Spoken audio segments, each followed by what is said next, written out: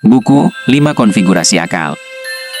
Kamu yakin akal yang kita gunakan berpikir itu sudah cetakan tetap? Bahwa itu tidak berevolusi? Simak ini baik-baik. Tubuh manusia dibangun oleh air dan digerakkan oleh darah. Otak yang menjadi pusat kesadaran, menerima nutrisi dan oksigen dari cairan-cairan itu, seakan hidup dan berpikir berkat arus kecil yang terus mengalir dalam dirinya. Pada tataran ini, akal adalah sistem biologis. Ia berpikir karena diberi makan, ia sadar karena diberi energi.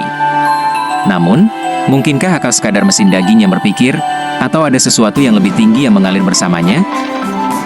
Al-Quran menyebut air sebagai sumber kehidupan. Kami jadikan dari air segala sesuatu yang hidup. Al-Anbiya 30. Dalam ayat lain, air turun dari langit, membawa rahmat dan menumbuhkan buah-buahan di tanah yang mati. Disinilah tersingkap suatu kiasan agung, bahwa air bukan hanya cairan, melainkan arketipe, bahwa kehidupan batin, kesadaran, bahkan kebangkitan akal pun, dimulai dari air yang menyimpan cahaya. Ilmu pengetahuan modern menyatakan bahwa air dapat menyerap gelombang, merespons niat, bahkan berubah bentuk sesuai frekuensi getaran di sekitarnya.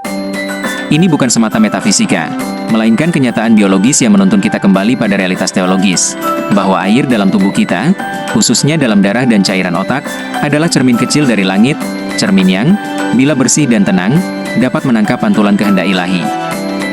Maka akal manusia bukan sekadar berpikir karena berisi neuron, tapi karena ia dapat menangkap gelombang cahaya dari sumber yang lebih tinggi. Ketika otak hening dan tubuh bersih, ketika darah jernih dan air tubuh tak tercemar oleh racun fisik maupun getaran batin yang rusak, maka sesuatu dari langit turun, ilham, petunjuk, dan kesadaran akan kehadirannya. Buku ini adalah perjalanan menyusuri 5 konfigurasi akal, dari akal biologis yang bekerja dalam diam, hingga akal asidrah, di mana kesadaran manusia menyentuh kesadaran Tuhan. Dalam tiap tingkatannya, akan terlihat bagaimana tubuh manusia bukan sekadar ciptaan yang hidup, tapi juga ladang yang bisa diguyur cahaya, bila salurannya dijaga dan dibersihkan.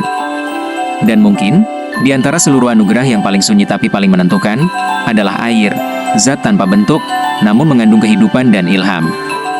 Air yang mengalir dalam tubuh manusia, akan tetap menjadi zat biasa, kecuali bila ia bersentuhan kembali dengan air dari langit, yaitu rahmat yang turun bersamaan dengan ruh, malaikat, dan makna. Inilah buku tentang akal sebagai resonansi, tentang air sebagai ingatan langit, dan tentang manusia sebagai jembatan antara bumi dan Tuhan.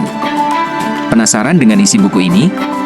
Teman-teman bisa cek di deskripsi, atau simak video saya selanjutnya.